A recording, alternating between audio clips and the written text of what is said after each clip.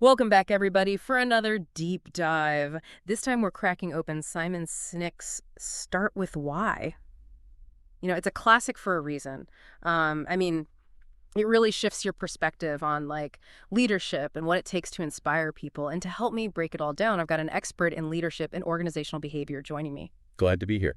Yeah, Sinek's work is really insightful, and it's applicable to way more than just business. Yeah. It's really about getting human behavior at its core. Absolutely. So let's just jump right into it. You know, one of Sinek's central ideas, and honestly, you'll hear it a lot in this deep dive, is people don't buy what you do, they buy why you do it. Like, it's not about the bells and whistles, the features. It's about connecting to that deeper reason behind it, you know? And he uses Apple as a prime example. I mean, why do people go nuts for Apple products? Right. It's a great example because, I mean, let's face it, you can find similar features like the tech specs and all that in products from a ton of other brands. But Apple has tapped into something way deeper. They've built a brand that, like, represents something, a set of values that their customers actually identify with, like creativity, challenging the status quo, thinking differently. And that's why people will, like, stand in line for hours just to get the latest iPhone. It's not even about the phone itself. It's about, like, being a part of something bigger. Exactly. And it's not just a marketing ploy or anything. It's baked into their whole company culture. Yeah. It drives everything they do, how they design products, how they treat their customers, everything. You know, Sinek doesn't claim it's the only way to succeed, but he really emphasizes that it's crucial for, like, lasting success, especially for companies that want to keep innovating, adapt to changes, but, like, without losing their core values, right? Yeah. So let's talk about the really interesting part, like the core of Sinek's framework, the golden circle. So he says that most companies, they communicate from the outside in. So they lead with, what they do, then maybe how they do it. And if you're lucky, they'll eventually tell you why they do it. Yeah. But truly inspiring leaders and organizations flip that whole thing on its head, right? Exactly. They start with their why. Yeah. Like, why do we exist? What's our core purpose? And then they move on to how they bring that purpose to life. And finally, what you get is what they offer as a result of that purpose. It's all about connecting with the heart first, that emotional core, before they even get into the nuts and bolts. I love how he brings in the neuroscience, too. Like, he talks about how the why speaks to that limbic brain, which is the part of our brains that deals with emotions, those gut feelings. Yeah. Then you've got the neocortex, which handles rational thought, and that's where the what information is processed. So you're really hitting different parts of the brain. Exactly. And when you can tap into someone's limbic brain, you're connecting with their deep-seated values and beliefs. You create this sense of trust that goes way beyond logic alone. It makes so much sense. But what about when companies kind of skip the why altogether and just go straight to trying to, manipulate us into buying stuff? Right. Sinek gives a whole list of these tactics, like price, promotions, fear, playing on aspirations, peer pressure. The list goes on. Yeah. And, those tactics can definitely work, at least in the short term. Like, you might snag a sale here and there, but it doesn't build loyalty. Think of it like dating, right? Yeah. Manipulations might get you a first date, but are you building a meaningful relationship? Probably not. Yeah, it's like a fling versus, like, a real connection, right? Yeah, you got it. Manipulations might get you the sale, but inspiration, that's what builds those diehard fans, those customers that come back again and again, and really they become advocates for your brand. Exactly. When people truly connect with your why, they become way more than just customers. They become part of your, like, tribe, and they'll go out and tell everyone about you because they believe in what you stand for. Sinek is really big on trust, He says that trust is built on those shared values and beliefs. It's that feeling of being a part of something bigger than yourself. And he uses a powerful example, Ernest Shackleton's Antarctic expedition. Have you heard this one? Oh, yeah. That story is incredible. Imagine being stuck in the Antarctic. You're trapped, ships caught in the ice. I mean, the odds are totally stacked against you. But Shackleton was smart. He chose his crew based on shared values, their belief in the mission, and that deep trust, that sense of purpose. That's really what got them through it. It just goes to show, building a strong team, it's not just about ticking off a list of skills, right? It's about finding those people who genuinely believe in the company's why. They'll be way more motivated. They're not just punching the clock. Definitely. And when you have that kind of alignment, that shared purpose, you can accomplish some pretty amazing things. Sinek even tells this story about two stonemasons to illustrate this. One guy's just, laying bricks, just focus on the task. But the other guy sees his work as part of something bigger. He's building a cathedral, contributing to something that'll be around for generations. Wow. And that sense of WHY completely changes his perspective and how he approaches his work. It's a powerful analogy. But what happens when a company kind of veers off course and loses sight of its WHY? Sinek calls this the split. It's like they have initial success, often driven by the founder's vision, and then things start to fall apart. Yeah, the split happens when the focus becomes solely on what they do, on the products or services, forgetting the WHY that made them successful in the first place. Yeah. And it's risky because without that clear purpose, it's so easy to compromise on values and make decisions that just erode trust with your customers. And he uses Walmart as a, cautionary tale. They had this strong start. They were all about serving the community and offering those everyday low prices. But somewhere along the way, that WHY got lost in this pursuit of growth and bigger profits. And it's caused a bunch of problems, ethical concerns, damage to their reputation. The classic example of what happens when a company loses its way. It forgets where it came from. It shows that staying true to your WHY, it's not just good intentions. It has to be nurtured.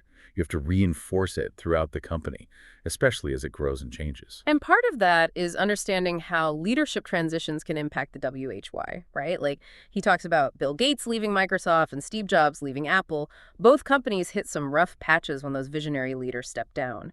And it really highlights the need for a succession plan that protects that WHY, making sure that, the company's soul stays intact. Absolutely. A new leader can't just come in and impose their own ideas without really understanding the company's foundation, right? They have to embrace the original WHY and carry that torch forward. And speaking of making decisions that actually line up with your WHY, Sinek introduces this really cool tool called the celery test. Oh, the celery test. So simple, but so powerful. It's about filtering your decisions through the lens of your WHY. It helps make sure that everything you do, every product launch, every partnership is really in tune with your core purpose. It's like a gut check for your business, right? Okay. He gives some great examples to show how this works in action. For example, Southwest Airlines and their open seating policy, might seem kind of chaotic compared to other airlines. Right. But it totally fits their WHY of making air travel accessible and affordable for everyone. Exactly. Then you've got Volkswagen trying to break into that luxury car market with the Phaeton. Great car. Fantastic engineering, all the bells and whistles, but it bombed because it totally clashed with Volkswagen's WHY, their whole image of practicality and affordability. They failed the celery test. Yep. It all comes down to being authentic. If your actions don't match your WHY, people pick up on that, and it really damages their trust. So, as you're listening to all of this, have you had any, aha moments about your own WHY? I think what's so fascinating about Sinek's ideas is that they apply to way more than just companies. We all have a WHY, a driving force behind everything we do. And figuring that out can help us make choices that really align with our values, lead to more fulfilling work, and help us find a sense of purpose that goes beyond just having a job, right? Absolutely. And Sinek even talks about his own experience with burnout and how he had to rediscover his WHY. It's a good reminder that connecting to a purpose bigger than ourselves is key for happiness and feeling fulfilled. Yeah, it's so easy to lose sight of that. In the day-to-day grind, that bigger purpose can get lost. Totally. And that ripple effect, it goes outward too, right? Yeah. When leaders are driven by a clear WHY, it inspires the people around them. It creates that culture of trust and motivation, and that can achieve amazing things. Sinek even brings up the Wright brothers. He highlights how they weren't the best funded team or even the most educated team working on flying machines at the time. Right. But what set them apart was that unwavering belief, their WHY.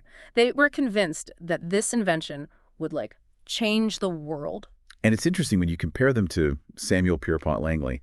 He was working on building an airplane around the same time. Okay, yeah. And he had the resources, connections, a prestigious team. Yeah. All those things you'd think would guarantee success. Yeah. But for him, it was all about ego. He Yeah. wanted fame and recognition, that kind of validation. So you have these two teams, same goal, but totally different motivations.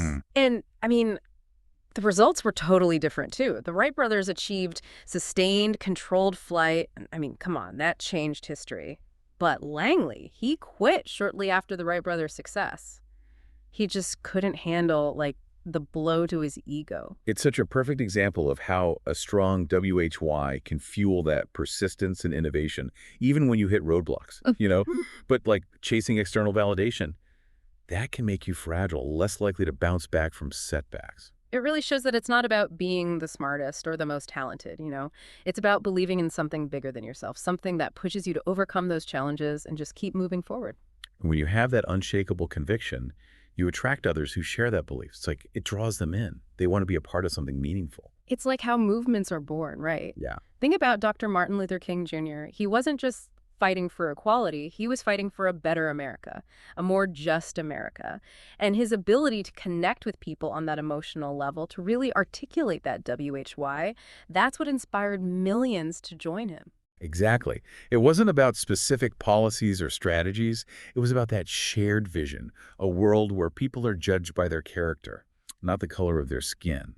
And that WHY, that transcended racial and social divide. And that's what a powerful WHY can do. It creates that feeling of belonging, that shared identity that brings people together around a common purpose. And it's not about manipulation or forcing people into anything, right? Right. It's about inspiration. It's about starting a movement that people are naturally drawn to because it aligns with their own values and beliefs. So, okay, let's say you've figured out your WHY. You've got that fire in your belly. Now what? How do you bring it to life? Sinek talks a lot about the importance of HLW. This is where things get more practical, you know. Mhm. He stresses that those why people, the visionaries, they often need those how people to help make those big ideas a reality. They need the folks who can build the systems, design the processes, execute the plan. It's that classic dreamer and doer pairing, right? Yeah, exactly. You need both to create something really extraordinary. And the best case scenario, there's a ton of trust between them. A shared understanding and belief system. That's what allows them to work together effectively. You see that a lot in families, you know, or in longtime friendships. That shared history, it builds a strong foundation of trust. Makes total sense. When you have that alignment, that's when the sparks fly. Absolutely. Yeah. And that's how you build an organization that lasts. It's not just relying on one charismatic leader. It's about weaving that WHY into the DNA of the company. So it continues even when the founder's gone. Which leads us to this idea of like building a megaphone, right? Sinek says great organizations are not just businesses, they're megaphones for a cause. They take that WHY and they broadcast it to the world. And to do that effectively, you need clarity, discipline, consistency. Every decision, every action, every message you put out there should reflect your WHY. Otherwise, you just end up with a jumbled mess of messages. It confuses people, dilutes your impact. He uses this great analogy about a company launching a new product with this massive ad campaign. Right. They're shouting about all these features and benefits. Yeah. But they completely miss explaining the WHY behind it all. They're making a lot of noise, but it's meaningless. Yeah, it's like throwing a huge party, but you forget to tell anyone why they should even come. Right. You've got the food, the drinks, the music. But if there's no reason to celebrate, it's just an empty spectacle. And that's why so many marketing campaigns just miss the mark. Yeah. They're so focused on selling a product, not on actually communicating a belief or a purpose. They forget the WHY. And this isn't just about marketing, right? It applies to everything in your business. Product development, customer service, everything needs to be in line with your WHY. Right. If not, you're going to create this disconnect with your customers. You're going to lose their trust. Absolutely. Actions always speak louder than words.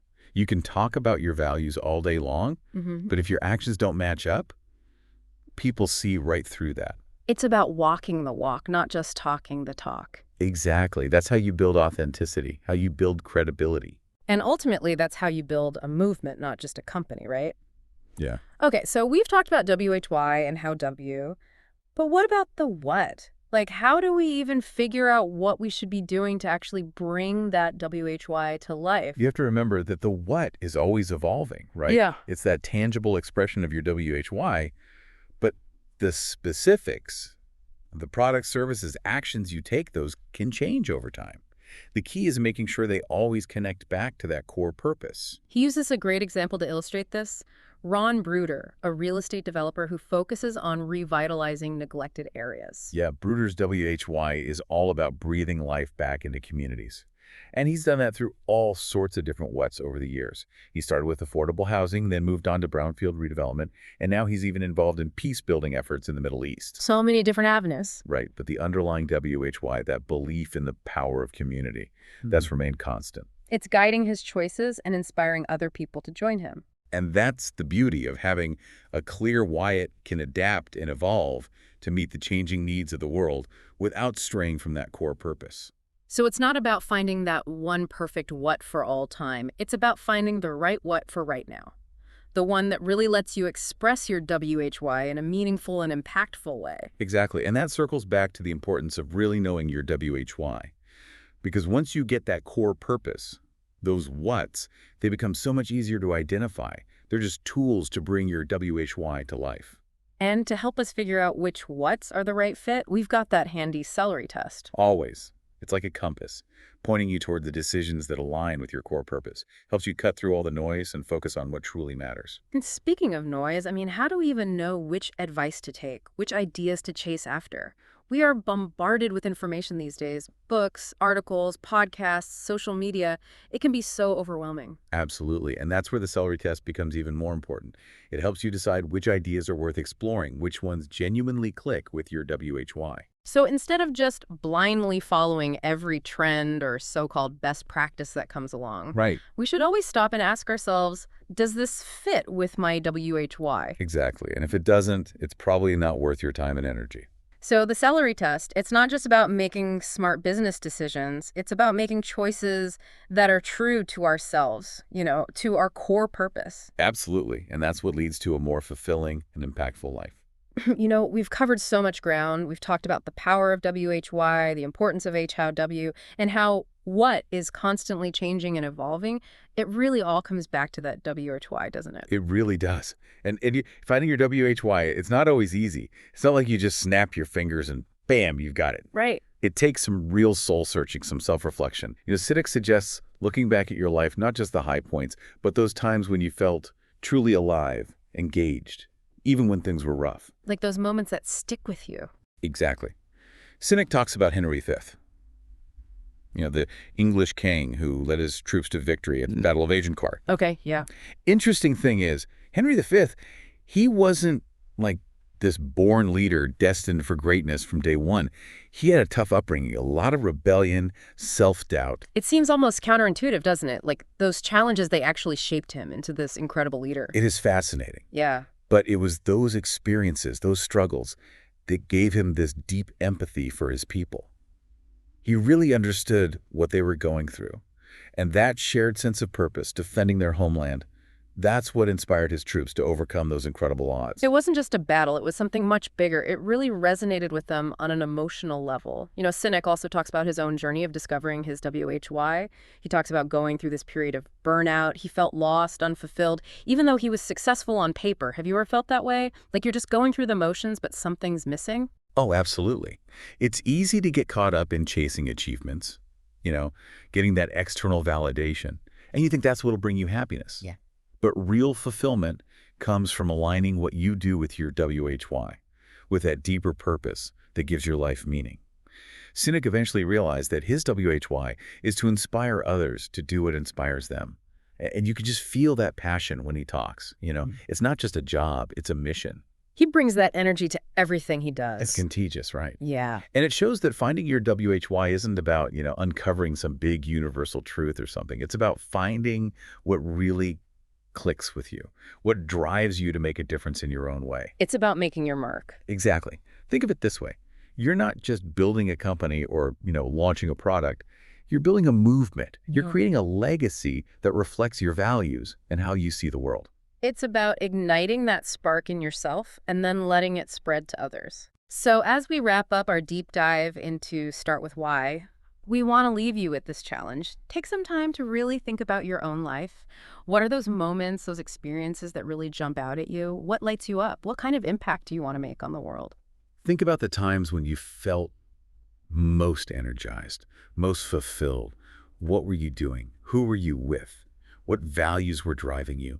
Once you tap into that WHY, You'll be amazed at the energy and clarity it brings to everything you do. It's like finding your compass. It'll guide you on your journey, remind you why you started in the first place. And remember, it's a journey.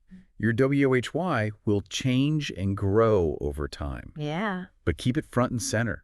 Use it to guide your choices and actions. This has been such a great conversation. Thanks for joining us on this deep dive into Start With Why. We hope it's inspired you to find your own WHY and use it to create something truly amazing.